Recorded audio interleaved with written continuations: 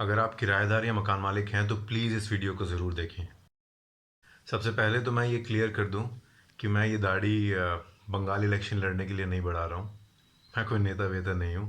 मैं एक बहुत छोटा सा वकील हूँ जिसका ना अपना कोई चेम्बर है, ना अपना कोई ऑफिस है, और जिसने अपनी ज़िंदगी का पहला केस अभी पिछले महीने जीता है।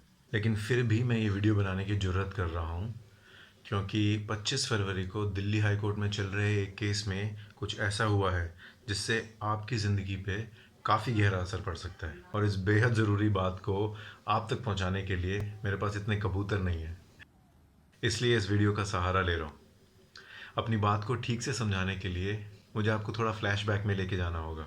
लॉकडाउन लगने के 4 दिन बाद यानी 29 मार्च 2020 को अरविंद केजरीवाल ने दिल्ली की जनता से एक वादा किया था। मैं आपको, अगर कोई किराएदार गरीबी की वजह से आपका किराया नहीं दे पा रहा, मैं आपको आश्वासन देता हूँ, सरकार उसका भुगतान करेगी। वाह, क्या सीएम है! दिल्ली की गरीब जनता के प्रति इनके दिल में कितनी हमदर्दी है।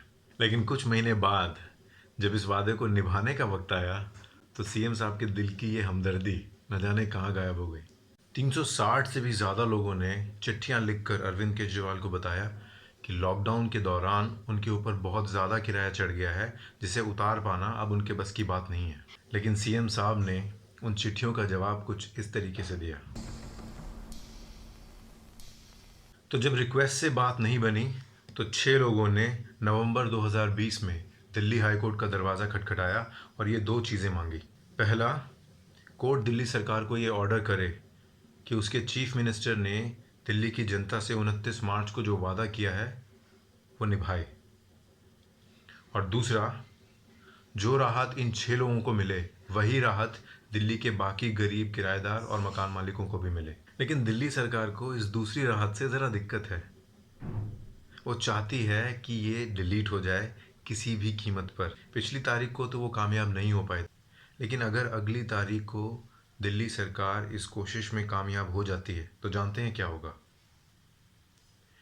केस हारने के बावजूद दिल्ली सरकार को सिर्फ उन 6 लोगों का किराया भरना पड़ेगा जिन्होंने ये केस डाला है।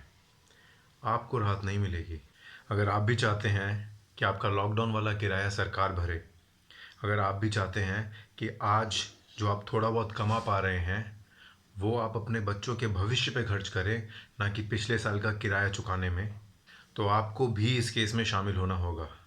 क्योंकि हो सकता है केस जीतने पर राहत सिर्फ उन्हीं को मिले जो इस केस में शामिल हैं। और ये बहुत ही आसान है।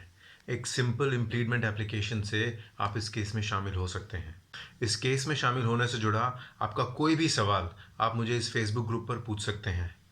आप मुझे इस पते पर ईमेल भी कर सकते हैं। और हाँ, एक आखिरी बात, अगर आप दिल्ली में नहीं रहते हैं लेकिन आपके स्टेट की जो सरकार है उसने आपसे कुछ वादे किए थे जो अब वो नहीं निभा रहे हैं, तो आप भी अपने स्टेट की हाई कोर्ट में पिटिशन फाइल कर सकते हैं, उनका दरवाज़ा खटखटा सकते हैं। वकील की चिंता मत करिए, मेरे जैसे पागल वकील आपको हर जगह मिल जाएंगे जिन्हें पैसे से ज़्यादा आपकी हिम्मत और आपके साथ की ज़रूरत है। जय हिंद।